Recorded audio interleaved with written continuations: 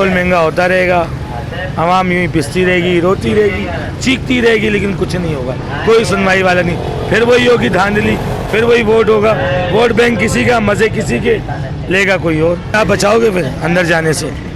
ये भी एक सवाल है। मैं निकलता हूँ बाहर, सबसे पहले एहतजाज मैं करता हूँ, अपनी दुकान बंद करता हूँ, अपने बच्चे के साथ बाहर निकल के एहतजाज करता हूँ। फिर मेरे को अगर जेलों में डाल दिया गया, मुझे गायब करवा दिया गया, फिर अच्छा, इसका जिम्मेदार किसको समझते हैं? इसको जिम्मेदार आपको भी पता है, मुझे भी पता है कौन जिम्मेदार है। पेट्रोल महंगा होता रहेगा, आवाम यूं ही पिसती रहेगी, रोती रहेगी, चीखती रहेगी, लेकिन कुछ नहीं होगा, कोई सुनवाई वाला नहीं। फिर वही होगी धांधली, फिर वही वोट होगा, वोट बैंक किसी का, मजे किसी के, लेगा कोई और। पेट्रोल महंगा होता रहेगा, आवाम यूं ही पिसती रहेगी, रोती रहेगी, चीखती रहेगी, लेकिन कुछ नहीं होगा, कोई सुनवाई वाला नहीं। फिर वही होगी धांधली, फिर वही वोट होगा, वोट बैंक किसी का, मजे किसी के, लेगा कोई और, राज कोई और करेगा जाके।